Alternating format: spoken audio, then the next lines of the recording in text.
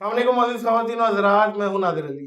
جیسا بھی ہو سوال ہمیشہ بھرپور دیتے ہیں جواب، بہت ہی بہترین آدمی ہیں آپ انجینئر صاحب۔ جزاک اللہ خیرا۔ السلام علیکم ورحمۃ وعلیکم السلام ورحمۃ اللہ وبرکاتہ۔ ولا حول ولا قوۃ الا باللہ۔ اللہم صلی علی محمد وعلی آل محمد۔ ناظر بھائی، آپ کو ایک دفعہ پھر ہماری اکیڈمی میں ویلکم ہے۔ دو دفعہ نہیں، یہ دیکھیں تیسری دفعہ۔ جزاک اللہ خیرا۔ تیسری دفعہ 3 الحمدللہ، ہاں جی، تیسری دفعہ۔ اور بہت بہت شکریہ، آپ نے اپنی قیمتی وقت میں سے ٹائم پھر سے دیا۔ میں سمجھتا ہوں اس نفسہ نفسی میں جو سب سے قیمتی چیز کسی کے پاس ہے وہ ہے اس کا وقت۔ آپ نے وقت دیا، بڑی مہربانی، بڑی نوازش، اور ہم نے بھی وقت نکالا، اور 1400-1500 کلومیٹر ہم گاڑی چلاتے ہوئے، الحمدللہ۔ اور پاکستان کے حالات آپ کو پتہ ہی ہیں، دھرنے اور پتہ نہیں کیا کیا چل رہا ہے، وہ سب ٹاپتے ہوئے آ رہا ہے آپ کے لیے جی۔ جزاک اللہ خیر۔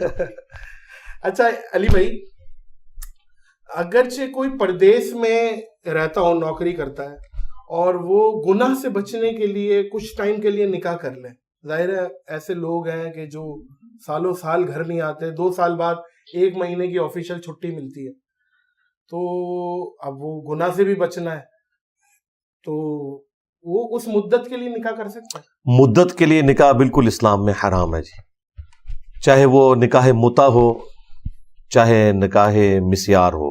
اچھا، عرب علماء نے اس قسم کا ایک ملتا جلتا فتویٰ دیا تھا کہ جو لوگ یورپ یا امریکہ کے اندر تعلیم حاصل کر رہے ہیں تو وہ 2 یا 3 سال کے لیے وہاں کسی عورت سے نکاح کر لیں، اور پھر اسے یہ رائٹ دے دیں کہ جب وہ یہاں سے جائیں گے تو وہ طلاق کا رائٹ اسے شفٹ کر دیں، اور پھر وہ عورت طلاق دے دے اور یوں وہ آزاد ہو جائے گی۔ اسلام خاندانی نظام میں بلیو رکھتا ہے، اور خاندانی نظام اسی وقت وجود میں آئے گا جب آپ ٹائم پیریڈ کے لیے نکاح نہ کریں بلکہ ایک خاندان کو بسانے کے لیے کریں۔ اہل تشیع کے ہاں بھی جو نکاح متع ہے نا، وہ کیٹاسٹروفک کنڈیشن کے اندر اسے جائز سمجھتے ہیں، عموماً نہیں جائز سمجھتے۔ اور پھر لاجیکلی بھی آپ دیکھیں، اگر یہ نکاح متع کی یا نکاح مسیار کی یہ والی فارم اس کی اجازت دے دی جائے تو معاشرے میں تو انارکی پھیل جائے گی، پھر تو سب ایک دوسرے کے ساتھ دوستیاں گانٹیں گے کہ جی 1 مہینے کے لیے میں اس کے ساتھ نکاح کر لوں، 1 مہینے کے لیے اس کے ساتھ کر لوں، دنیا میں تو اور پھر کام ہی کوئی نہیں ہوگا، خاندانی نظام کدھر چلا جائے گا، یہ سوچنے کی ضرورت ہے۔ البتہ نکاح مسیار کی ایک شکل جائز ہے جس کو سپورٹیو سورۃ النساء میں آیات بھی موجود ہیں کہ اگر کوئی عورت یہ کرے کہ وہ کسی خامند کے ساتھ شادی کرے پلس وہ اپنا حق اسے معاف کر دے، صرف اس لیے کہ وہ اپنے نام کے ساتھ ایک خامند کا نام لگانا چاہتی ہے، جس طرح کہ سعودی عرب میں ایون 60 سال کی کوئی عورت بھی بیوہ ہو جائے تو اس کے رشتے آنا شروع ہو جاتے ہیں، اس کی بھی خواہش ہوتی ہے کہ میرے ساتھ کسی مرد کا نام لگے تاکہ ایک عزت کی زندگی گزرے، وہاں کے کلچر میں یہ چیز شامل ہے۔ پھر وہ یہ کہتے ہیں کہ ہمیں اپنے مرد کی حاجت تو نہیں ہے ازدواجی زندگی کے پوائنٹ آف ویو سے، لیکن ایک ٹائٹل مل جائے، ہم کسی کے نام کے ساتھ منسوب رہیں مرتے دم تک، لیکن وہ بھی یہ نہیں ہوتا کہ ٹائم پیریڈ کے لیے فار ایور ہی وہ نکاح کرتے ہیں۔ اچھا، ٹھیک ہو گیا۔ اگر باپ کو غلطی سے کسی نے قتل کر دیا، اب آپ بولیں گے یہ کیسے ہو گیا بھائی غلطی؟ ہاں جی، ایسا واقعہ مجھ تک پہنچا کہ گن سے کھیل رہے اور بیٹے سے چل گئی، باپ جانے پانی سے کوچ کر گئے، اس پہ بچے پہ کیا حکم لگے گا؟ ایک چیز۔ دوسرا، اگر باپ کو باقاعدہ پلاننگ سے قتل کیا ہے تو جائیداد میں حصہ ہے، کیونکہ اولاد تو بہرحال وہ ہے، تو باپ کی جائیداد کا حصے دار ہوگا یا وہ والی شریعت اٹھ جائے گی؟ جو دوسرے والا کوشچن ہے نا، یہ زیادہ امپورٹنٹ ہے کہ اگر کوئی شخص اپنے باپ کو قتل کر دیتا ہے، باپ کو قتل، ہاں جی، اس کے حوالے سے جامع ترمذی میں، سنن ابی داؤد میں حدیث ہے کہ قاتل اپنے مقتول کا وارث نہیں ہو سکتا، ایک جنرل حکم ہے۔ اٹھ گیا، ہاں جی، اڑ گیا۔ اسی طریقے سے بخاری مسلم میں حدیث ہے کہ کافر کا وارث مسلمان نہیں ہو سکتا، مسلمان کا وارث کافر نہیں ہو سکتا، ٹھیک ہے۔ اگر کسی کی اولاد کافر ہو گئی ہے تو اب اسے اپنے ماں باپ سے کوئی حصہ نہیں ملے گا، اور وائس ورثہ بھی ہے۔ اب رہا وہ معاملہ جو قتل خطا والا ہے کہ انٹینشنلی تو قتل نہیں کیا، غلطی سے ہو گیا، تو ظاہر ہے کہ وہ تو پھر اس کیٹیگری میں فال نہیں کرے گا، وہ شخص توبہ کرے، جی کفارہ ادا کرے گا جو سورۃ النساء کے اندر آیا، یا تو ایک غلام کو آزاد کرے گا جو آج کل آبسلیٹ ہو چکا ہے، یا پھر وہ 60 روزے رکھے گا مسلسل، یا 60 مساکین کو کھانا کھلائے گا. یہ والا جو اللہ کا حق ہے اس اعتبار سے وہ اس نے دینا ہے, تو پھر اس کی معافی ہو جائے گی. اور اس کیس میں اس کے اوپر وہ قصاص والا معاملہ نہیں ہوگا, قتل کے بدلے قتل. اچھا, البتہ دیت والا معاملہ پھر بھی ہوگا. ہاں, دیت یعنی 100 اونٹ, سنن ابی داؤد میں ہے, ہاں جی 100 اونٹ دینے ہوں گے اس کو. لیکن اب یہاں پہ چونکہ وہ خود ہی وارث ہے, یہاں تو کوئی اس اعتبار سے معاملہ بن سکتا ہے کیونکہ وہ ولی خود ہے. ابھی بھائی 100 اونٹ آج کے دور میں 3 کروڑ روپے, جی ایوریج اونٹ 3 لاکھ روپے کا. جی, البتہ اس میں قرآن نے اجازت دی ہے کہ اگر کوئی شخص آپس میں کچھ طے کرنا چاہتا ہے تو معروف طریقے سے اسے ایڈجسٹ بھی کر سکتا ہے. لیکن یہ باپ بیٹے کی قتل خطا کے اس معاملے میں نہیں ہے. عموماً جو قتل خطا ہو جاتا ہے, جیسے ایکسیڈنٹ میں کوئی گاڑی کے نیچے آ گیا یا کسی سے ہوائی فائر کر رہا تھا دوسری جگہ جا کے لگ گئی, ہاں وہ والا معاملہ الگ. لیکن وہ بلڈ منی جسے دیت کہتے ہیں وہ تو بہرحال دینی ہوگی.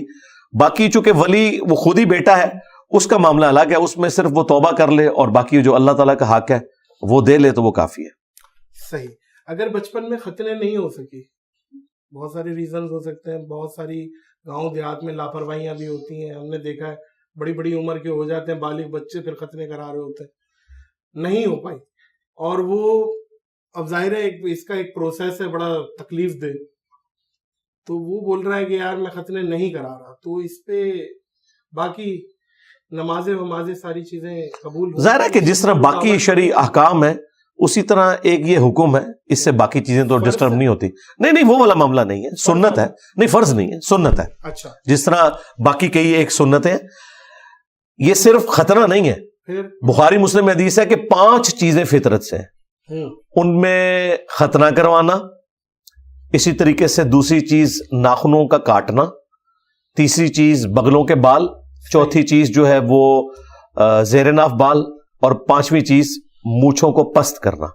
اور اس میں بھی صحیح مسلم میں ہے کہ 40 دن کی مدت نبی صلی اللہ علیہ وآلہ وسلم نے بیان کی ہے, 40 دن کے اندر ایک دفعہ یہ کام آپ نے کرنا ہے. اب خطرے والا معاملہ تو ظاہر ہے بچپن میں ہونا ہے, اگر کسی کے خطرے نہیں ہوئے تو وہ پھر بھی مسلمان ہے. ہمارے تو پنجاب کے معاشرے میں بولا جاتا ہے مسلمانی بیٹھنا, وہ کہتے ہیں خطرے نہیں ہوئے تو مسلمان نہیں. تو ان کے لیے عرض ہے کہ صحیح بخاری میں ہے کہ سیدنا ابراہیم علیہ السلام کی عمر 80+ تھی, 80 سال سے زیادہ تھی جب انہوں نے اپنے ختنے خود کیے تھے تیشے کے ذریعے. اس وقت پہلی دفعہ حکم آیا تھا ختنوں کا, لہذا بڑی عمر کا آدمی بھی ختنے کروا سکتا ہے. جی پہلی دفعہ. ہاں یہ دیکھیں یہ نشانی ہے ابراہیمی ادیان کی. کرسچنس کے ہاں بھی ہے, جوز کے ہاں بھی ہے, ایون آج بھی امریکہ میں وہ لڑکوں کے ختنے ساتھ ہی کر دیتے ہیں. اگر آپ کہیں گے نا کہ نہیں کرنے, پھر ادر عموماً وہ ختنے ساتھ ہی کر دیتے ہیں. اگر کسی کے ختنے نہیں ہوئے ہوئے وہ مسلمان ہی ہے. ختنہ کرنے سے بڑی سنت داڑھی بڑھانا ہے مرد کے لیے, وہ تو کسی نے سوال نہیں پوچھا. جی اس سے بڑی بات نماز پڑھنا ہے. نماز نہ پڑھنے والا تو پاکستان کے شناختی کارڈ میں مسلمان ہے, اور خطرے نہ کروانے والے کے بارے میں پتہ نہیں کیا بات کرتے ہیں. اسی طریقے سے مشہور ہے کہ جس کی شادی نہیں ہوئی تو اس کا جنازہ نہیں ہوگا. یہ بھی ساری متس ہیں, ان کا اسلام سے کوئی تعلق نہیں ہے, لیکن کروانے چاہیے, بہتر ہے. اور آج کل کے اس ماڈرن دور میں جب اینستھیزیا والا معاملہ اویلیبل ہے تو میرا خیال ہے کوئی تکلیف دہ کام نہیں ہے, بڑی آسانی سے ایسا ہو جاتا ہے. بالکل آپ کو سن کر کے پروسیس کیا جا سکتا ہے. جی صحیح ہے. کیا شوہر کے انتقال کے بعد بیوی سسرال میں رہ سکتی ہے؟ کیونکہ ایسے ایسے بھی معاملات ہیں کہ بھئی بہو کی ساس سے بن رہی ہے, سسر سے بھی بن رہی ہے, اور اتنی اچھی بانڈنگ ہو گئی ہے کہ وہ انتقال ہوا شوہر کا, وہ بول رہی ہے یار میرا تو گھر یہی ہے. تو ایسے معاملے میں سسرال میں رہنا, جی سسرال میں رہے, کوئی مسئلہ نہیں ہے. ضروری تو نہیں کہ اس نے اپنے میکے جانا ہے, این ممکن ہے اس کے ماں باپ فوت ہو چکے ہیں, اس کے بھائیوں سے رکھنے کے لیے تیار نہیں ہے, تو وہاں پہ رہے. پھر ایک اور بانڈ بھی بن جاتا ہے اولاد والا. بیسیکلی شوہر کی وفات کے بعد اگر اس کی اولاد ہے تو وہ تو اپنے بچوں کے پاس رہ رہی ہے نا, تو وہیں پہ رہے. لیکن اس میں ایک بات یہ بتائیے گا کہ محرم رشتے ہو جاتے ہیں, کیونکہ شوہر کا باپ بھی محرم ہو جاتا ہے, ہمیشہ کے لیے ہو جاتا ہے. وہ ہمیشہ کے لیے جی ہمیشہ کے لیے تو چلا گیا, بے شک چلا گیا. قرآن میں اللہ تعالیٰ نے سورۃ النساء کی آیت نمبر 23 میں محرمات ابدیہ بتائے, جو ہمیشہ کے لیے محرم رشتے ہیں. ان میں یہ والا رشتہ بھی آیا کہ جو تمہارے بیٹوں کی بیوی ہیں وہ بھی ہمیشہ کے لیے تم پہ حرام ہو گئی ہیں, ہمیشہ کے لیے, خواہ بیٹے فوت ہو جائیں جو مرضی. اس سے بھی بڑھ کر جو باپ کی بیوی ہیں, ایک تو وہ بیوی ہے نا جو آپ کی ماں ہے, اس کے علاوہ بھی باپ نے جن جن عورتوں کے ساتھ صحبت کی ہے میاں بیوی کے رشتے میں, وہ ہمیشہ کے لیے اس مرد کی اولاد پہ حرام ہو جائے گی. ٹھیک ہے. اگر بیماری کے لیے اگر کوئی بیمار ہے علی بھائی اور وہ کھڑے ہو کر پیشاب کر رہا ہے, ظاہر چھیٹے بھی ہیں, اسے پتا ہے ناپاکی کے معاملات ہیں, تو بیماری کے معاملات میں یہ چیز کیا جائز ہو جائے گی؟ کھڑے ہو کر پیشاب کرنے سے بسا اوقات تو چھینٹے کم پڑتے ہیں. اگر آپ کسی ایسی جگہ کے اوپر ہیں جہاں پہ زمین سخت ہے اور آپ بلندی سے نیچے کی طرف پیشاب کریں تو چھینٹوں سے بچنا آسان ہے. اچھا. بنسبت اس سخت جگہ کے اوپر بیٹھ کے پیشاب کرنے کے, پتھروں سے ٹکرا کے پیشاب کے چھینٹے آپ پہ پڑ سکتے ہیں. مرد کے لیے یہ اجازت ہے, بلکہ سنت ہے. نبی الاسلام کی حدیث ہے بخاری میں, آپ نے ایک دفعہ کوڑے کے ڈھیر کے اوپر کھڑے ہو کر پیشاب کیا, اور یہ قیامت تک کے لیے سنت کو کوئی بدل نہیں سکتا. امام ترمذی نے جامعہ ترمذی میں پہلے یہ حدیث لی ہے کہ سیدہ عائشہ سلام اللہ علیہا کہتی ہیں کہ جو شخص یہ کہے کہ نبی الاسلام کھڑے ہو کر پیشاب کرتے تھے, ان کی کبھی تصدیق نہ کرنا, کیونکہ نبی الاسلام کی جو عمومی سنت ہے وہ یہ نہیں ہے. لیکن اس کے آگے ایک اور چیپٹر امام ترمذی نے باندھا ہے, اس میں یہ ہے کہ اس میں رخصت کا بیان, اور رخصت یہ ہے کہ مرد کے لیے کھڑے ہو کر پیشاب کرنا یہ جائز ہے. وہاں پہ وہ حدیث لے کے آئے کہ نبی الاسلام نے کھڑے ہو کر پیشاب کیا. تو کیٹاسٹروفک کنڈیشن میں یہ اب حالات بتائیں گے, جس طرح ملٹی نیشنل ہوٹلز کے اندر کھڑے ہو کر پیشاب کرنے کی جگہ بنی ہوتی ہے, وہاں آسانی سے اگر آپ کی پریکٹس ہو تو کوئی چھینٹے نہیں پڑتے. علی بھائی بہت اچھا آپ نے ایک پوائنٹ نوٹ کروایا, کھڑے ہو کر پیشاب کر رہے ہیں, بےہودگی بھی تھوڑی سی, بے حیائی بھی سامنے والا بھی دیکھ رہے, یوں نظر, کیونکہ پردہ تو حائل نہیں ہے بیچ میں, ایک دوسرے کو وہ بھی برابر میں کر رہا ہے, عجیب سی ایک وہ, کیونکہ یہ گورا کلچر ہے یہ, آئی تھنک. نہیں, میرا خیال ہے کہ یہ اس کو ہے کہ ہم اس کو تھوڑا وہ زیادہ بہتری کی طرف ہے. اب میں اس پہ ریبٹل اس لیے نہیں کرنا چاہتا کہ آپ ذرا کے پی میں چلے جائیں. کے پی میں تو جو ٹوائلٹس ہیں نا, ان کے دروازے ہی کوئی نہیں ہے وہاں, تو اسی طریقے, اور سب سے زیادہ مذہبی لوگ تبلیغی جماعت کے وہاں بیٹھے ہوئے, اندر سے آوازیں لگا رہے ہیں. نہیں, آواز کی ضرورت ہی نہیں ہے, وہ دروازہ ہوتا ہی نہیں ہے, وہ دیکھ رہے ہوتے ہیں بندہ بیٹھا ہوا ہے.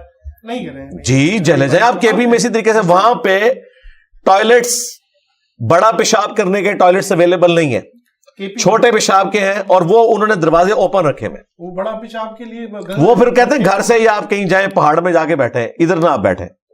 جی جی, وہاں پہ یہ ہے, تو وہاں پہ تو دروازہ بھی نہیں ہے.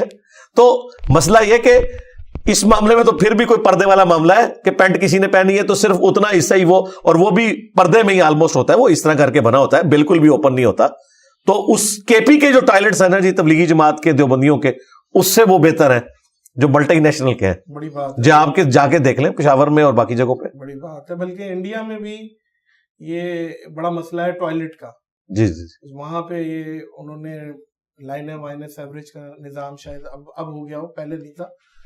اچھا جی علی بھائی, آن لائن شاپنگ کے حوالے سے ذرا بتا دیں. آن لائن کا ایک بہت بڑا دور چل رہا ہے, ظاہر ہے ہم بھی آن لائن بیٹھے ہوئے ہیں, تو آن لائن شاپنگ جب آپ کرتے ہیں تو اس میں ظاہر ہے اشتہارات بھی چلتے ہیں. بعض اوقات شراب کا بھی اشتہار چل رہا ہے یا کوئی چیز چل رہا ہے, آپ منگا رہے ہو, ایٹ دی اینڈ وہ بھی چیز پروموٹ ہو رہی ہے, آپ نے بھی دیکھ لی ہے, اور آن لائن آپ کچھ اور, بھلے دودھ کا ڈبہ منگا رہے ہو. تو اس پہ کیا شریعت کہتی ہے کہ ایسے موقع پہ کیا کیا جائے؟ یہ آن لائن شاپنگ کیا جائز ہوگی؟ آن لائن شاپنگ تو جو حلال پروڈکٹ ہے اس کی تو جائز ہی ہوگی.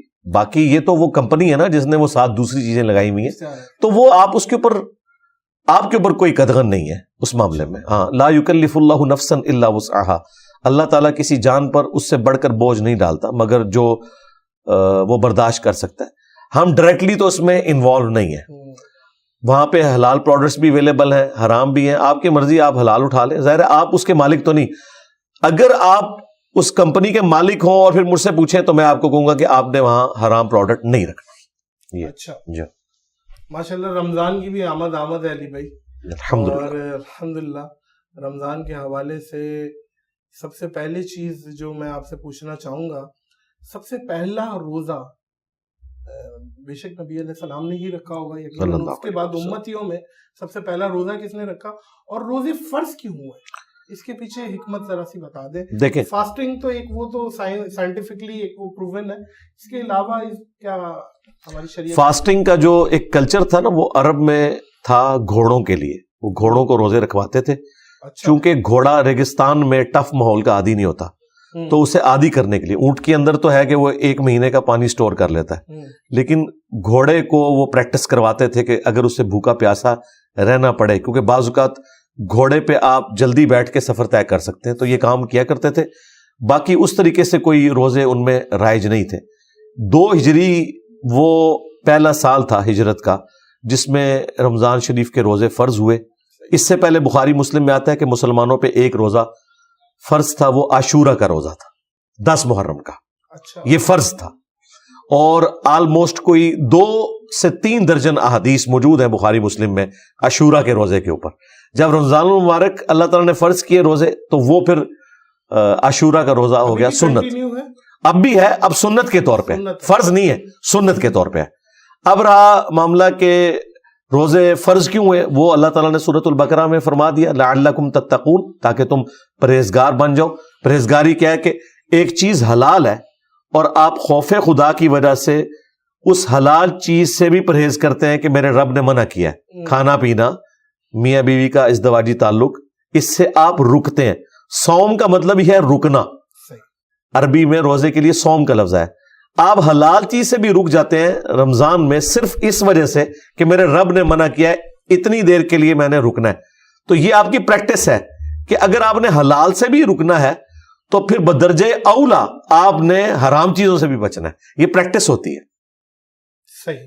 اور جان بوجھ کر روزہ چھوڑنا, اس کا کفارہ کیا ہوگا؟ بعد میں ریئلائز ہو گیا چلے, لیکن چھوڑا جان بوجھ کر ہے, سستی میں اور کسی بھی وجہ سے. یار میں اصل میں رکھ نہیں پاتا یار, آپ کو پتا تو ہے میرا بلڈ پریشر لو ہو جاتا ہے, کچھ کھاؤں نہیں. اس طریقے کے بڑی معذرت کے ساتھ لوگ دیتے ہیں لیم ایکسکیوزز, اور خاص طور پہ گٹکے ماوے والے, کیونکہ نشہ ٹوٹتا ہے نا سگریٹ والے, تو وہ اس چیز پہ پیچھے کیمرہ مین بھی مسکرا رہا ہے. اور بات یہی ہے, اس چیز پہ تھوڑا سا بتائیں کہ تو وہ نماز پڑھتے ہیں ویسے سر, آپ فرض چیز چھوڑ اللہ ماشاء اللہ. ہاں تو جو نماز نہیں پڑھ رہا تو وہ روزہ بھی چھوڑ دے, کیا فرق پڑتا ہے؟ ہاں وہ ظاہر اسلام سے تو نکل چکا ہے تو ٹھیک ہے, ایک ڈبکی اور لگا لے. اور اگر وہ نماز پڑھنے والا ہے اور وہ کہتا ہے میں روزہ نہیں رکھتا, میں نے تو اس طرح کا کوئی بندہ نہیں دیکھا جو نماز کو سیریس لے رہا ہے اور وہ روزے کو سیریس نہ لے. جینون پرابلم ہو سکتی ہے اگر کوئی شخص دائمی بیمار ہے, جس طرح شوگر کا مریض ہے, اسے انٹیک کچھ عرصے بعد لینی پڑتی ہے. ہاں انسولین تو ایک ہے نا, بعض اوقات ان کو کھانے پینے کے لیے بھی کوئی چیز لینی پڑتی ہے. اگر کوئی پرماننٹلی بیمار ہے اور وہ روزہ نہیں رکھ سکتا تو پھر وہ فدیہ دے گا. سورۃ البقرہ میں آئے ایک مسکین کو آپ نے ایک وقت کا کھانا کھلانا ہے تو ایک روزے کا فدیہ ادا ہو جائے گا جو آپ نارمل خود کھاتے ہیں. صحیح بخاری میں آتا ہے انس بن مالک جب بوڑھے ہو گئے, 100+ ان کی ایج ہو گئی تھی, تو وہ روزے نہیں رکھ سکتے تھے. بڑھاپا بھی ایک بیماری کی وہ فارم ہے جس میں انسان کمزور ہو جاتا ہے, تو وہ مساکین کو اپنے گھر بلا کر گوشت کے ساتھ کھانا کھلایا کرتے تھے. ہاں یہ بات ہے, پرائورٹی کی بات ہے. یہ نہیں ہے کہ آپ خود گوشت کھاتے ہیں اور جب فدیہ دینے کی باری آئے تو آپ کوئی دال سبزی کے ریٹ کے اوپر وہ فدیہ نکال رہے ہوں. ایک وقت کا کھانا کھلا دیں تو وہ آپ کا ادا ہو جائے گا. رہا ماضی میں اگر کسی نے روزے چھوڑے, اب وہ توبہ کر رہا ہے اور وہ نیت کرتا ہے میں مستقبل میں روزے چلاؤں گا, تو جو روزے گزر چکے ان کی طرف سے صرف فدیہ ادا کر دے, توبہ کر لے, کافی ہے. کیونکہ اگر ہم اس تردد میں اسے ڈالتے ہیں کہ تم سارے روزوں کی قضا کرو, ہو سکتا ہے وہ اتنا متنفر ہو کہ وہ پھر آندہ رکھنے سے بھی بھاگ جائے, تو وہ رکھنے کی ضرورت نہیں ہے, فدیہ ادا کر دے. ہاں وہ قضائے عمری والا سلسلہ شروع ہو جائے گا. کیا امام مسجد بیٹھ کے نماز پڑھا سکتا ہے؟ اگرچہ اس کا ایکسیڈنٹ ہو گیا ہے اور وہ بائک وائک سے گر گیا ہے یا کوئی پلسٹر ہے اور وہ کم از کم نماز کے معاملات میں کرسی ورسی لگا کے پڑھا رہا ہے, تو کوئی حرج نہیں ہے. یہ ویسے ہی پبلک کے اندر مشہور کر دیا. نبی الاسلام نے صحیح بخاری میں آتا ہے جو آپ نے اپنی چند آخری نمازیں پڑھائی ہیں نا صحابہ کرام کو, ان میں نبی الاسلام زمین پر بیٹھ کے نماز پڑھائی ہے, صحابہ کرام نے پیچھے کھڑے ہو کر نماز پڑھی ہے. بلکہ ایک حدیث بخاری مسلم میں ملتی ہے کہ نبی الاسلام نے بیٹھ کے نماز پڑھی, پیچھے والوں نے کھڑے ہو کر پڑھی, آپ نے سلام پھیر کر کہا کہ امام کی اقتداء کرو, تم بھی بیٹھ کے ہی نماز پڑھتے. لیکن یہ حدیث امام بخاری نے بتایا منسوخ ہو گئی, کیونکہ نبی الاسلام نے جو آخری نماز پڑھائی ہے اس میں لوگ پیچھے کھڑے تھے, نبی الاسلام نے بیٹھ کے نماز پڑھائی. اسی طریقے سے ابو داؤد میں حدیث موجود ہے, جو نابینا صحابی تھے ابن ام مکتوم, وہ بھی امامت کیا کرتے تھے. عموماً ہمارے ہاں مشہور ہے کہ جی نابینا جو ہے وہ پاکی پلیدی کا دھیان نہیں رکھ سکتا, لہٰذا اس کے پیچھے نماز نہیں. بھائی اگر وہ پاکی پلیدی کا دھیان نہیں رکھ سکتا پھر تو اس کی اپنی نماز بھی نہیں ہوگی, اتنا دھیان تو وہ رکھ سکتا ہے. تو نابینا بھی امامت کروا سکتا ہے, معذور شخص بھی امامت کروا سکتا ہے. امامت کے لیے جو صحیح مسلم میں 4 شرائط آئی ہیں, ان میں سب سے پہلے قرآن کا علم ہے, اس کے بعد اگر قرآن میں برابر ہے تو سنت میں برابر ہے, تو پھر جس نے ہجرت پہلے کی ہے یعنی دین میں جو سینئر ہے. اگر اس میں بھی برابر ہیں تو پھر جو عمر میں سینئر ہے وہ امامت کروائے گا. اس میں یہ معذوری، یہ سارے معاملات نہیں آتے، یہ خود بخود لوگوں نے اٹیچ کر دیے. ہمارے نزدیک تو ایون داڑھی بھی شرط نہیں ہے امامت کی، قرآن آنا شرط ہے. قرآن آنا ہاں، عربیوں میں دیکھ لیں، وہاں تو کبھی انہوں نے کسی کی داڑھی نہیں ناپی ہے. وہ تو آپ نے بھی سفر کیا ہوگا، کتنی جماعتیں ہو رہی ہوتی ہیں مسجد میں، مسافر جب آتے ہیں وہ یہ دیکھتے ہی نہیں کہ آگے امام کون کھڑا، پیچھے آ کے نماز شروع کر دیتے ہیں. بلکہ یہاں پہ ہم اجمیوں کو وہ آگے کر دیتے ہیں، وہ کوئی اور محسوس نہیں کرتے. لیکن وہ تو اچھی بات، ہاں وہ تو اچھی بات ہے، وہ تو بہت کچھ ہو. لیکن میں اس میں یہ کہتا ہوں، مجھے یہ بتائیے کہ کیا داڑھی نہ ہونا یا داڑھی چھوٹی ہونا بڑا جرم ہے، یا جھوٹ بولنا بڑا جرم؟ ہاں علی بھائی، لیکن وہ ایک عجیب سی، میں اپنا بتا رہا ہوں کہ جو داڑھی نہیں ہوتی اور اس چیز کو تھوڑا ہلکا لیتا ہے، اس کی کوئی بات قبول. میں آپ کے ساتھ ہوں، ظاہر ہے دعوت و تبلیغ کا کام وہ کرے، لیکن پھر میں آپ کو بتاؤں یہ پھر اس کا اینڈ کوئی نہیں ہوگا. آپ دیکھیں اہل حدیث کی داڑھی ناف سے نیچے جاری ہوتی ہے لیکن ننگے سر ہوتے ہیں. وہاں بریلوی دیوبندی کہتے ہیں یار امامت کروا رہا ہے، ٹوپی تو رکھے.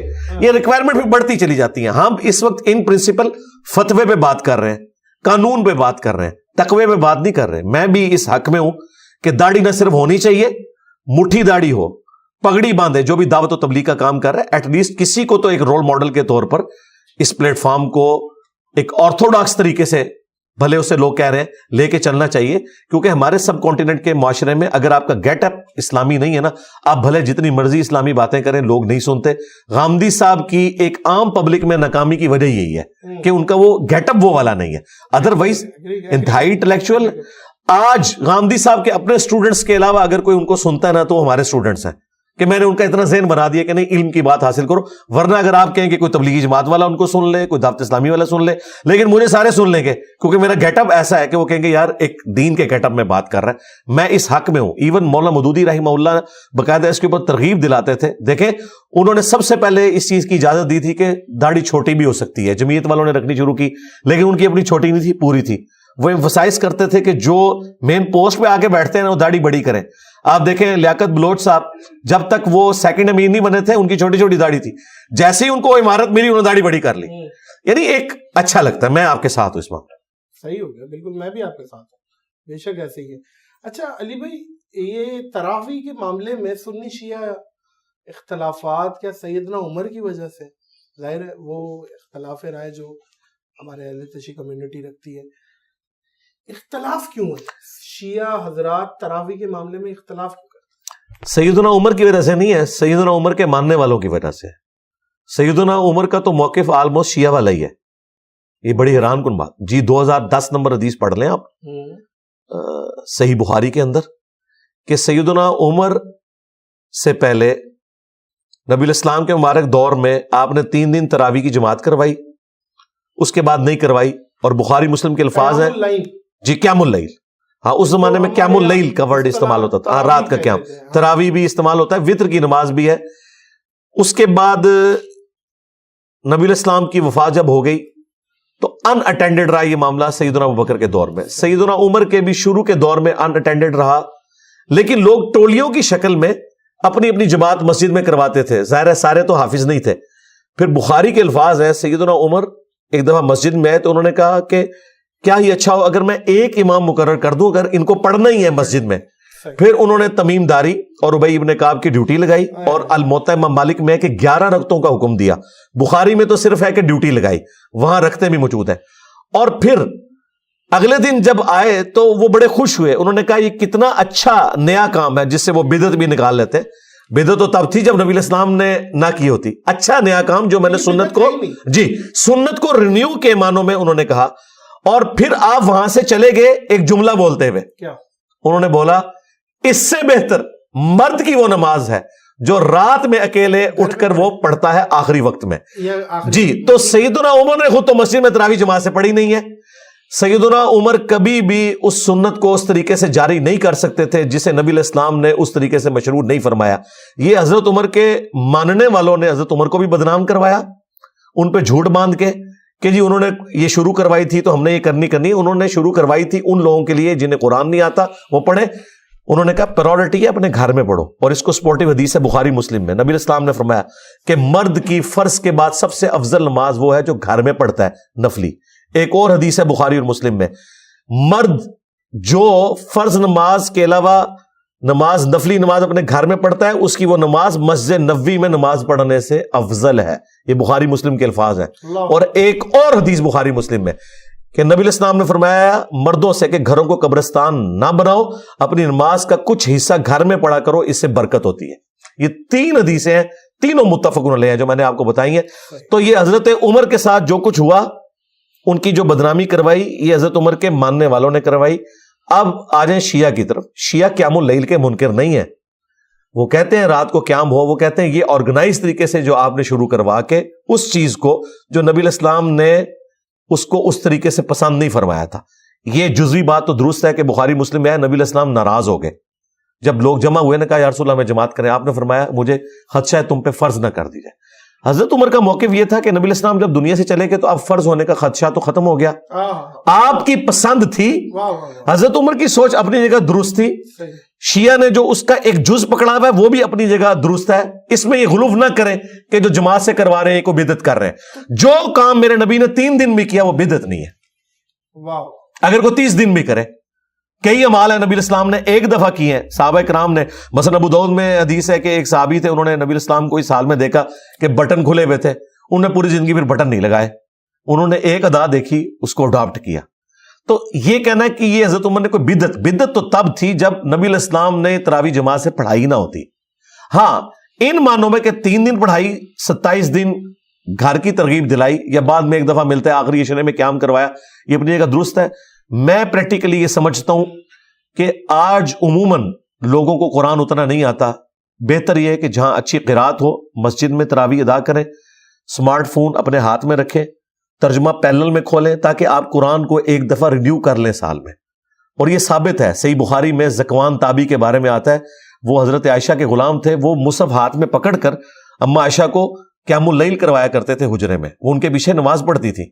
ہاتھ میں مصحف پکڑ کے آپ قیام اللیل بھی کروا سکتے ہیں. اکثر وہ دیکھا بھی گیا ہے کہ کچھ امام سامنے ایک پرومپٹر ٹائپ کی چیز یا جی امام بھی اور مقتدی بھی کنسنٹریشن بھی لوز نہیں ہوتی. صحیح ہے. اور ترجمے والا کھولیں. میں یہ ریکویسٹ کروں گا ایئر فلائٹ موڈ میں لگائیں. یہ نہ ہو کہ پیرلل میں آپ اپنے واٹس ایپ میسج بھی دیکھ رہے ہو, نہیں, وہ کنسنٹریشن لوز ہو جائے گی.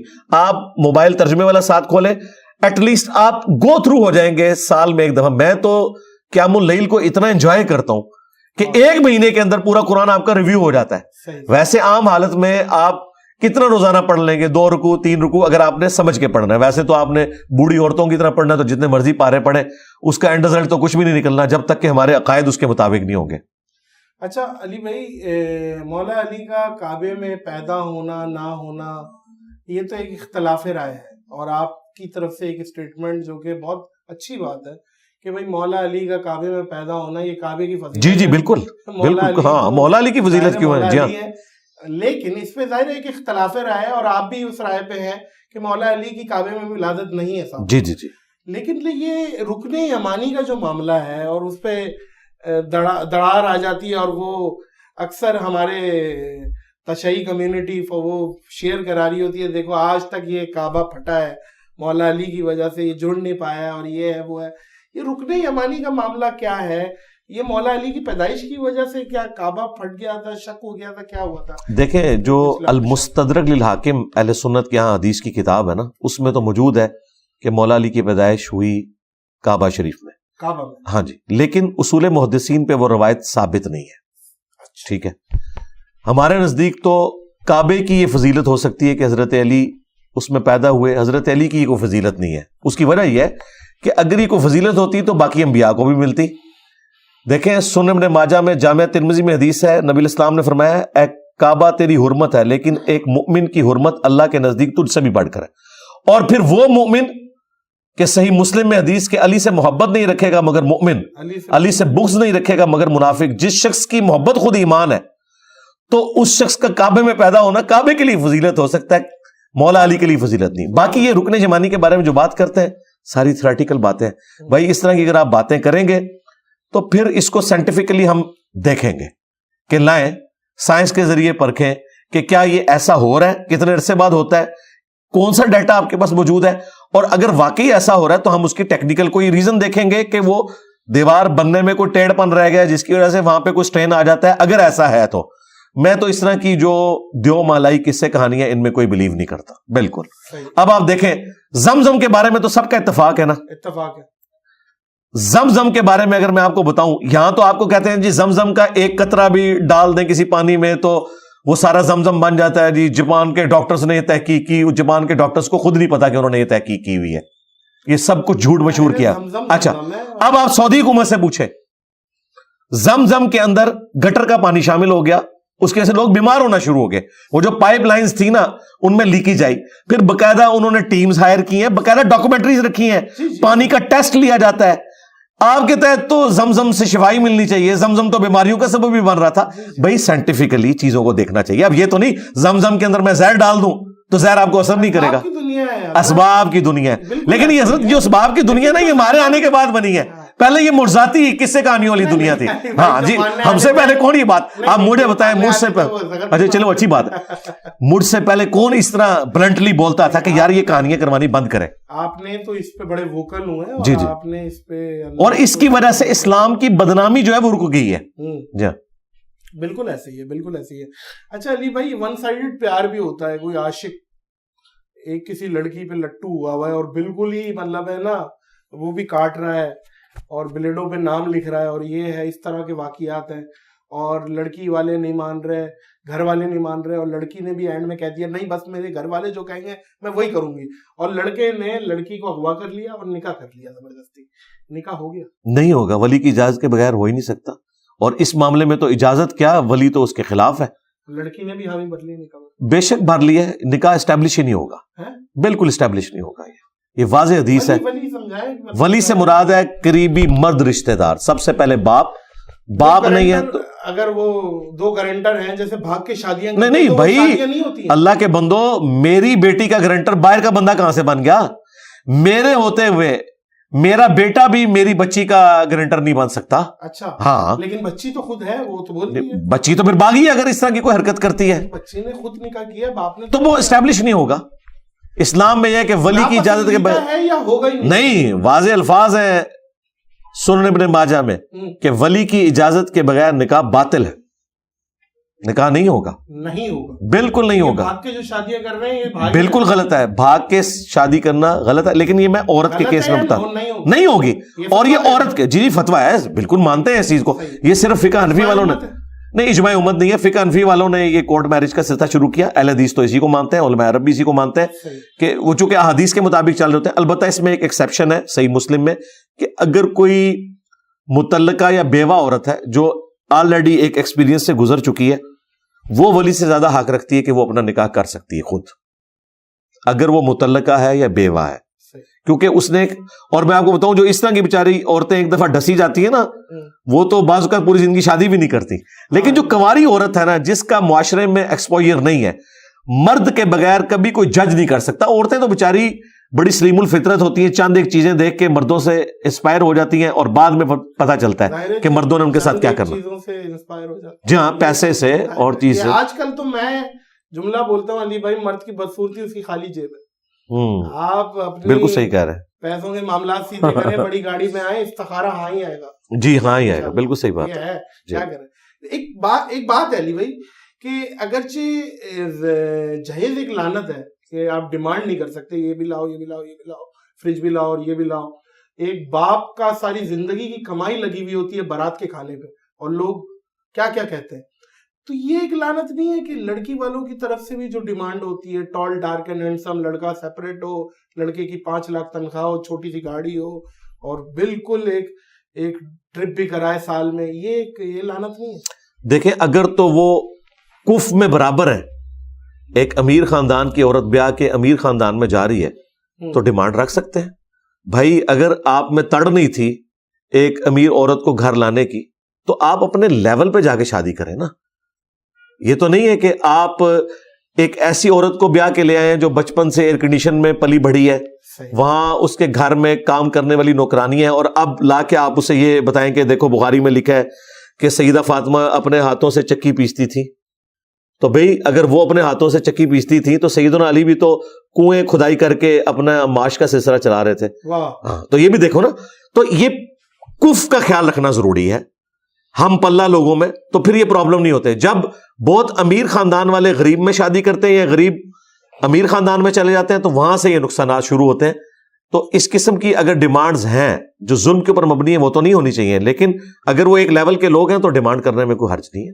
اچھا علی بھائی یہ بھی بتائیے گا کہ اگر ایک مرد شکل میں بالکل ہی کوجا ہے, مطلب لائک وہ بہت فارغ ہے, اور ایک دم بیوی لے آتا ہے بالکل حور پری ٹائپ کی, اپوزٹ ہو گیا نا, روڈ پہ بھی نکل رہے ہیں, چت کبرے بچے ہوئے ہوئے, ظاہر ہے دونوں کا ایک خوبصورت ہے ایک وہ, تو اس معاملے میں کوئی اس میں ہے کہ شکل صورت کو بھی دیکھا جائے برابری کا, وہ ایک بہت خوبصورت اور مرد بالکل نہا بھی نہیں رہا 4 دن اور خیال بھی نہیں رکھ رہا. دیکھیں یہ سب کچھ آپ نے شادی سے پہلے دیکھنا تھا. جب شادی ہو گئی ہے مرضی کے ساتھ تو میاں بیوی اگر راضی ہیں تو آپ کو آپ کو کیا مسئلہ ہے. اور دوسرا یہ جو خوبصورتی کا معیار ہے نا ہر شخص کا ڈیفرنٹ ہے, یہ میں آپ کو بتاؤں. ہاں یہ مجھے بتائیے کہ مرد ہو یا عورت ہو اسے اپنے بچے باقی بچوں سے خوبصورت کیوں نظر آتے ہیں, اور دیکھنے والی آنکھ ہے نا. لیکن میں آپ کو وثوق سے کہتا ہوں جو شریف مرد ہے نا انہیں اپنی بیوی سے خوبصورت کوئی بیوی نہیں نظر آتی اگر وہ شریف ہے. اور دوسری طرف عورتیں ہوتی شریف ہیں, عورتیں جہاں پہلی دفعہ چلی جاتی ہیں نا بس وہ کہتی ہیں کہ میرا جنازہ یہاں سے اٹھے. یہ سارا خناس جو ہے نا یہ مردوں میں, عورتوں میں نہیں ہے. مرد تو یہ سوچتے ہیں کہ بھائی دوسرے کی بیوی اور اپنے بچے اچھے لگتے ہیں. یہ وہ مرد ہیں جو بغیرت قسم کے مرد ہیں. جو غیرت مند ہے نا وہ ایسے نہیں. وہ یہ پھر دوسری بات ہے, ایک شادی شدہ مرد جو اس پورے ایکسپیرینس سے گزر چکا ہے اسے ایٹ لیسٹ سب کچھ پتا چل چکا ہے. یہ سارے معاملات, شادی میں سیکس صرف ایک چھوٹا سا ایلیمنٹ ہے, یہ ایک دم ہے جس کے ساتھ اتنا بڑا ہاتھی لگا ہوا. 23.5 گھنٹے بستر کے باہر زندگی ہے اس پہ. جی بہت مشکل زندگی ہے بھائی, بہت مشکل ہے. جی واہ واہ واہ, نہیں بالکل اچھی چیز ہے, اور یہ علی بھائی کی طرف سے بھی بڑا زبردست پیغام ہے. اچھا علی بھائی, بچوں کو دینی تعلیم, ہمارا جو معاشرہ ہے, معذرت کے ساتھ آپ پتہ نہیں ایگری کریں یا عوام ایگری کریں مجھ سے, ہمارا جو سب سے کوڑ بچہ ہوتا ہے نا اس کو مدرسے بھیجا جاتا ہے, اور سب سے جو ٹیکنیکل بچہ ہوتا ہے اسے انگلش گرامر بھیجا جاتا ہے. یہ تھوڑا سا ڈبل اسٹینڈرڈز ہے. کیا اس بچے کو آپ پرائیورٹی پہ دینی تعلیم دلا ہی نہیں رہے کہ جو اچھی بہت تو اوپر آئے؟ تو دینی تعلیم کا طریقہ کار کیا ہے؟ اور بچے رو رہے ہوتے ہیں 3 سال کے, چلا رہے ہوتے ہیں اماں ابا, اور وہ اسکول چھوڑ کے آ رہے ہیں. اسکول کی صحیح عمر کیا ہے آپ کے حساب سے؟ اور دینی تعلیم پرائیورٹی کتنے 70% رکھے ہیں, دنیاوی 30%. ہمیں کیا کرنا ہے؟ یہ فزکس الجبرا کا آخرت میں ہم نے کیا کرنا ہے ان کا, آپ یہ بتائیں ذرا, اس کا بھی کیا معاملہ ہے؟ دیکھیں یہ آپ نے 5-6 سوال ایک جگہ جمع کر دی. ہاں جی, اس میں سب سے پہلے تو یہ ذہن میں رکھیں کہ اگر ہم اپنے انٹیلیجنٹ بچوں کو مدرسے میں داخل کروائیں گے تو بعد میں جب مدرسے سے وہ فارغ ہوں گے تو ان کا جو ذریعہ معاش ہے وہ کیا ہوگا, یہ تو ذرا پہلے طے کریں. کیا وہ دین کو بیچیں گے؟ تو اللہ نہ کرے کہ اس طرح کی حرام خوری ہمارا بچہ کرے, ہم تو نہیں چاہتے اس کی آخرت برباد ہو. تو اس لیے پھر یہ ضروری ہے کہ ہمارے مدارس کو اپنا تعلیم کا نظام اپڈیٹ کرنا چاہیے, تاکہ اگر وہ ایک عالم کی ڈگری لے کے نکل رہے نا تو پیرلل میں وہ M A English who, M S C mathematics ہو, یہ پیرلل میں لے کے چلے. ہمارے تو سارے اسٹوڈنٹس پڑھا لکھا طبقہ ہے, اور یہ وہ لوگ ہیں جنہوں نے ڈگریوں کے بعد دین کا علم حاصل کیا ہے. ٹھیک ہے, تو وہ کر سکتے ہیں مدارس میں بھی پیرلل میں پارٹ ٹائم. کئی ایک علماء ہیں جو اپنی پروفیشنل انجینئرنگ کی یا ڈاکٹری کی ڈگری کو لے کے انہوں نے پارٹ ٹائم میں عالم کی ڈگری بھی لی ہے, لیکن پروفیشن انہوں نے اپنا وہی بنایا ہے. دین کا علم انہوں نے اپنے شوق سے حاصل کیا اور پھر لوگوں کو سکھایا. اس طرح کا معاملہ ہونا چاہیے. میں تو قطعاً اس حق میں نہیں ہوں کہ بچوں کو ٹوٹلی ایسی دینی تعلیم میں ڈالا جائے جس کے بعد وہ یہ ڈھونڈیں کہ اب ہم نے کس مسجد پہ قبضہ کرنا ہے اور اس مسجد کو جامعہ مسجد میں کنورٹ کرنا ہے تاکہ چندہ اور بڑھے, اس کے بعد کمیٹی کو توڑنا ہے تاکہ چندہ بک میرے پاس آ جائے, اور پھر ڈکلیئر تنخواہ ہوگی 25 یا 30 ہزار, اور جو خرچہ ہے وہ روزانہ کا 30 ہزار ہوگا. آپ مدارس کے جو بڑے بڑے علماء ہیں ان کا ذرا اگر آپ خرچہ دیکھیں روزانہ کا, بندہ حیران رہ جاتا ہے. ڈکلیئر تنخواہ کیا ہے ان کی؟ اسلام آباد میں بھی ہائیلی پیڈ اگر آپ کو کوئی خطیب ملے گا تو 50 ہزار سے زیادہ کا نہیں ملے گا, لیکن آپ ان کی گاڑیاں, ڈرائیورز بھی رکھے ہوئے ہیں اور ان کے بچوں کے پاس بھی گاڑیاں ہیں, وہ کہاں سے آ رہی ہیں؟ وہی چندہ. تو میں تو نہیں چاہتا کہ تو خیر آپ بڑے ووکل ہیں, اب سولوشن اینڈ کا ہے. سولوشن یہی میں آپ کو بتا رہا ہوں نا کہ آپ ٹوٹلی, میں تو جو براڈ بیس ایجوکیشن ہے جو غامدی صاحب نے سجیسٹ کی ہے کہ 12 سال ایک جیسی تعلیم ہونی چاہیے جی, اس کے بعد وہ بچہ ڈیسائیڈ کرے کہ اس نے کہاں جانا ہے. اسے دینی تعلیم بھی دی جائے, قرآن اس میں پورا کور کروایا جائے, فزکس کی تعلیم بھی ہو, کیمسٹری کی بھی ہو, پھر اس کا جو انٹرسٹ کا ایریا ہے اس میں وہ چلا جائے. اب دیکھیں سعودی عرب میں جو علماء دین ہے ان کو گاڑی بھی ملی ہوئی ہے, مکان بھی گورنمنٹ کی طرف سے ملا ہوا ہے, تو وہاں پہ لوگوں کی خواہش ہوتی ہے ہم کسی مسجد میں خطیب یا امام لگ جائیں, رسپیکٹ بھی ہے. اگر اس طرح کا معاملہ ہمارے ملکوں میں ہو پھر تو میں آپ کو سجیسٹ کروں گا کہ اپنے بچوں کو اس لائن میں داخل کریں. لیکن اگر آپ یہ کہیں گے کہ یہ بےچارے پھر بجلی کے بل اور گیس کے بل کے ہی محتاج رہیں یا پھر حرام خوری کریں جس طرح ان کے بڑے کرتے رہے, ٹھیک ہے, ہم تو نہیں یہ کہیں گے کہ وہ یہ کریں. آپ دیکھیں کہ ڈکلیئرڈ تنخواہیں کیا ہیں, مرتے ہیں تو ساسے کے پیچھے چھوڑ کے جاتے ہیں.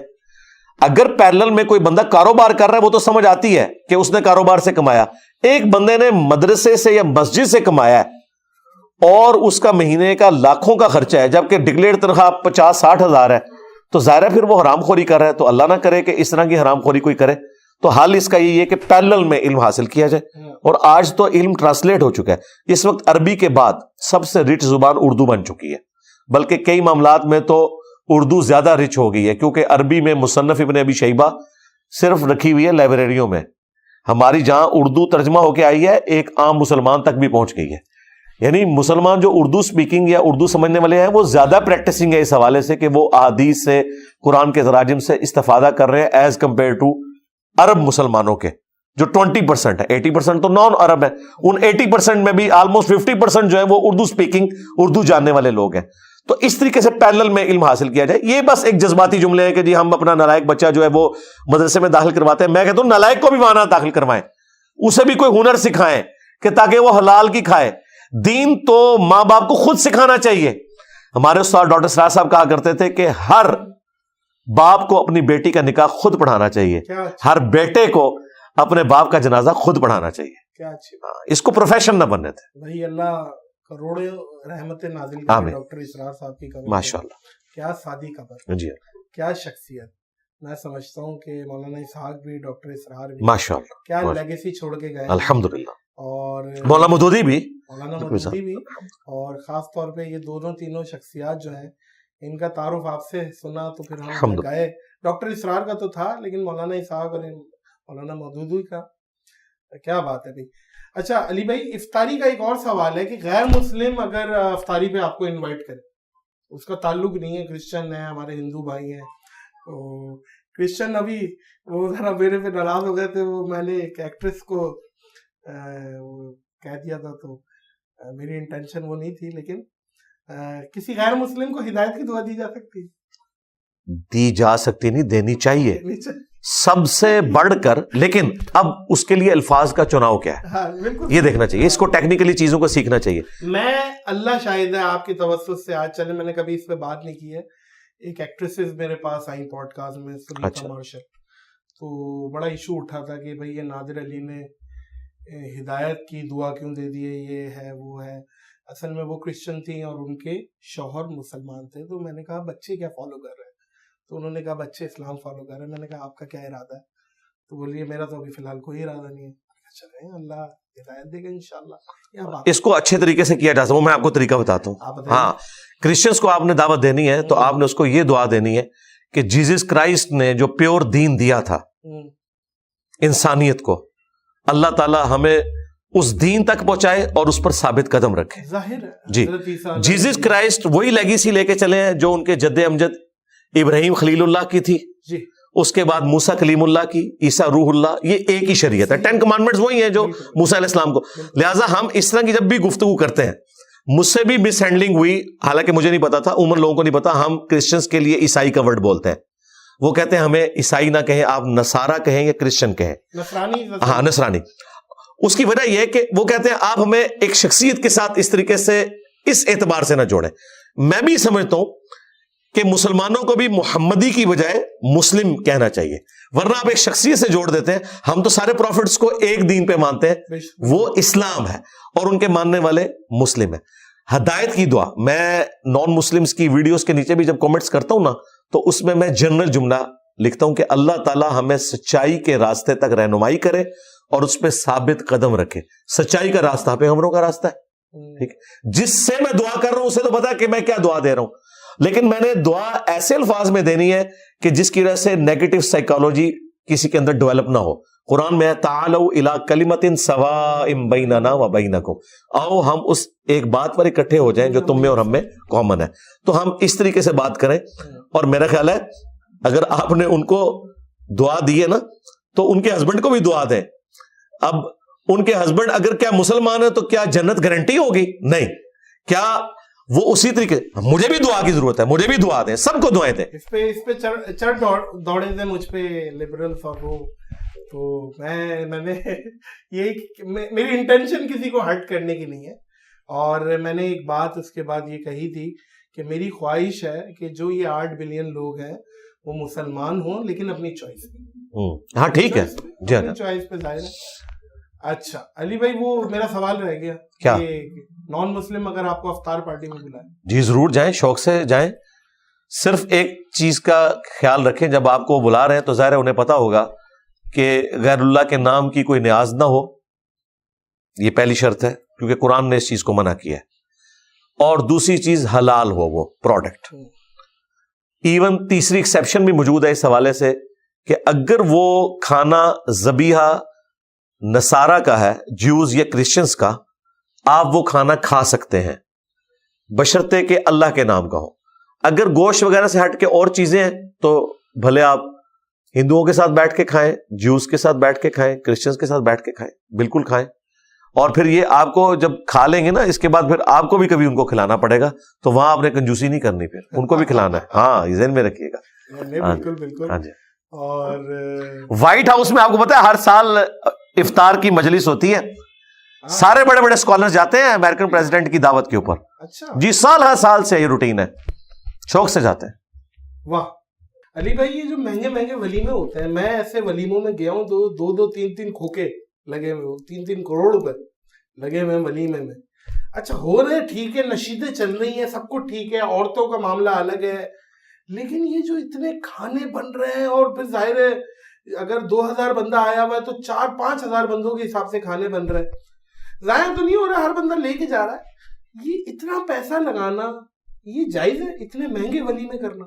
اسلام کی روح سے تو یہ حرام ہے جی, حرام ہے بالکل 100% اسراف کے اندر آتا ہے. اسراف, حلال کے اندر بھی اسراف کرنا حرام ہے. لیکن وہ یہ کہے کہ بھائی میں تو, میری برادری بہت بڑی ہے, میں تو سب کو بلاؤں گا خوشی میں. جی بلائے نا, کھانا کھلائے, لیکن کھانے کو ضائع تو نہ کرے. ضائع, ہاں ضائع تو ہوتا ہے, ضائع ہوتا ہے, بالکل ہوتا ہے. عام علمان الحفیظ اتنا ضائع ہوتا ہے, پوری پلیٹ بھر لیتے ہیں. اچھا پھر دوسرا یہ ہے کہ مجھے یہ بتائیے کہ وہ جو کھانا ضائع ہو رہا ہوتا ہے اس سے بہتر نہیں تھا کہ وہ 1 ڈش یا 2 ڈشیں رکھ لیتے اور اس کے بعد جو باقی خرچہ کرنا تھا, غریب لوگ تھوڑے ہیں. کھانا یہ بکتا بھی ہے بھائی, پوائنٹ پہ نوٹ. اچھا اچھا, یہ جتنا بھی کھانا ضائع ہوتا ہے نا, یہ کیٹرنگ والے اور یہ خرید لیتے ہیں. یہ قورمہ, یہ جو ٹھیلوں پہ چل رہے ہوتے ہیں نا, یہ لوگ خرید لیتے ہیں اور یہ بکتا ہے باقاعدہ, یہ مجھے پتا. لیکن غریب تک تو پھر بھی وہ پیسوں کے ذریعے پہنچے گا نا, اس طریقے سے ڈائریکٹ تو نہیں پہنچے گا. لے جاتے ہیں, کچھ کھانا بک جاتا ہے.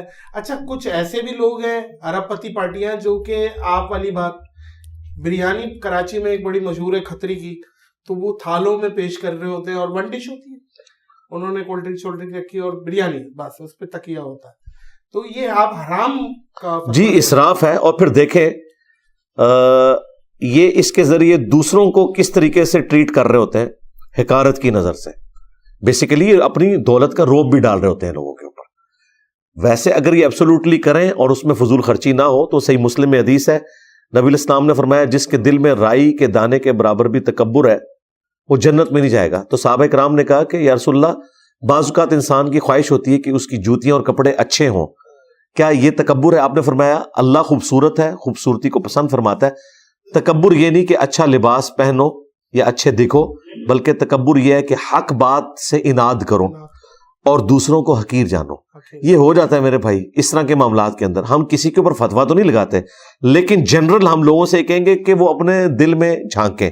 پھر مجھے بتائیے, کیا اگر اسی سیٹھ یا اسی مالدار آدمی کے ملازم کی بچیاں بوڑھیاں ہو رہی ہیں اور ان کی شادیاں نہیں ہو رہی, تو ادھر فضول خرچی کرنے کی بجائے تھوڑی سی رقم سے اگر ان کی شادی ہو جائے ہو سکتی ہے میرے حساب سے تو میرا خیال ہے بہت کچھ ہو سکتا ہے. اور اس میں میں ایک اور چیز ایڈ کروں, یہاں پہ مذہبی لوگ بھی ہیں, استغفر اللہ, مطلب میں نے مذہبی لوگوں کو دیکھا ہے کہ وہ بھی اپنی کسر پوری نکالتے ہیں. کر چکا ہوں ایسی بڑی شادی میں نہیں تو وہاں پھر آپ کیوں نہیں بتاتے کہ بھئی آپ تو ہمیں بتاتے تھے کہ اللہ کے نبی چٹائی پہ بیٹھتے تھے, آپ تو ہمیں یہ بتایا کرتے تھے, تو یہ کیا ہو رہا ہے؟ نہیں وہ کہتے ہیں ہمیں اسباب اللہ نے دیے ہیں, کیوں کریں گے. تو ٹھیک ہے, پھر آندہ سے آپ لوگ یہی بیان کیا کریں, آپ ہم لوگوں کے دل نہ جلایا کریں وہ والی باتیں کر کے جس کے اوپر آپ خود عمل نہیں کر سکتے. آپ وہ والی باتیں کیا کریں, پھر آپ پھر وہ والی شانہ زندگی کو ڈسکس کیا کریں, یہ والے نہ کیا کریں, اور پھر یہ بھی نہ بتایا کریں کہ آپ نبی الاسلام کے طریقے کے اوپر ہیں. اچھا, عوام کے لیے کیا حکم ہوگا, ایسی شادی میں جانا جائز ہے؟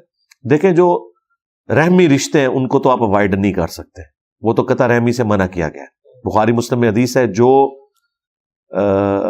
صلہ رحمی کو توڑے گا اللہ تعالیٰ نے فرمایا میں اسے توڑ دوں گا.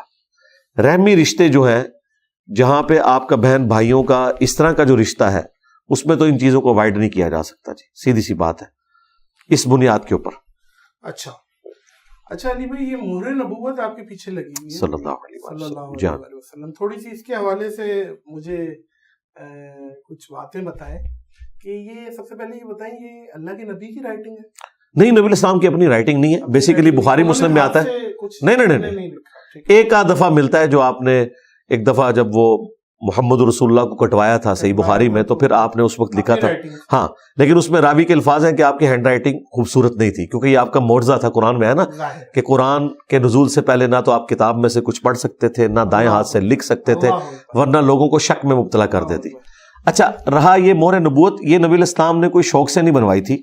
ہوا یہ تھا کہ بخاری مسلم میں حدیث ہے, جب نبی الاسلام نے دوسرے حکمرانوں کو خطوط لکھے تو صحابہ کرام نے بتایا کہ یا رسول اللہ, جو کیسر و کسرا کے لوگ ہیں یا باقی حکمران, وہ ان خطوں کو اتھینٹک تصور کرتے ہیں جن خطوط کے اوپر مہریں لگی ہوئی ہوتی ہیں, تو آپ اپنی ایک مہر بنوائیں. تو یہ نبی الاسلام نے مہر نبوت پھر بنوائی تھی. اور دیکھیں اس مہر میں آپ کو اللہ از دا ٹاپ پرائرٹی نظر آئے گا, اللہ اوپر ہے رائٹنگ میں. ویسے جب بھی ہم کوئی لکھتے ہیں نا, اگر اس طرح لکھیں ورٹیکل, تو محمد اوپر آنا چاہیے تھا, رسول اس سے نیچے اور اللہ نیچے, لیکن نبی الاسلام نے محمد نیچے رکھا, رسول کو اوپر رکھا, حالانکہ یہ محمد رسول اللہ لکھا ہوا ہے.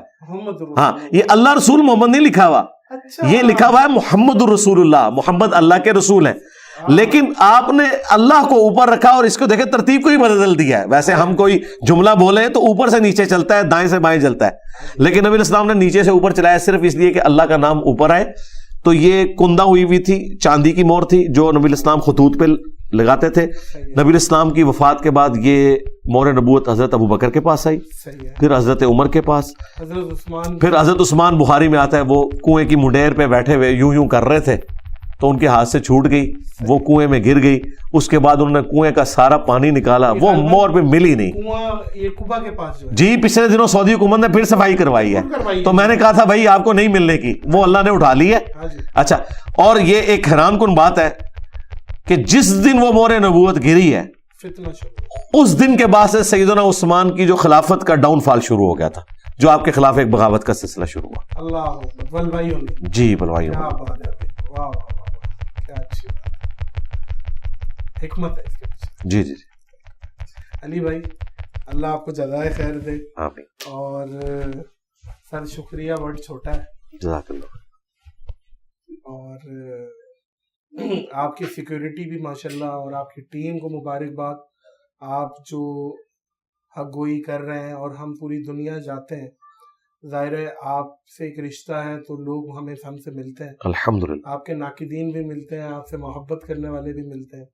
محبت کرنے والوں کی تعداد زیادہ ہے, تو وہ یہی بولتے ہیں, آپ کو دعائیں دیتے ہیں, ہمارا پیغام پہنچا دیجیے گا انہیں. اور بہت لوگ سوچنے پر یہ مجبور ہو گئے ہیں کہ ظاہر ہے چیزوں کو ہم ویریفائی کر کے ہی اب قبول کریں گے. جی جی جی, بہت بہت شکریہ علی بھائی, جزاک اللہ خیر. خواتین و حضرات, اس پوڈ کاسٹ کو یہیں بریک لگائیں گے, اس دعا, اس یقین, اس اپنے پن کے ساتھ کہ اپنا اور دوسروں کا بہت خیال رکھیے گا. مجھے اور انجینئر محمد علی مرزا بھائی کو دیجیے اجازت. اللہ حافظ. جزاک اللہ خیر.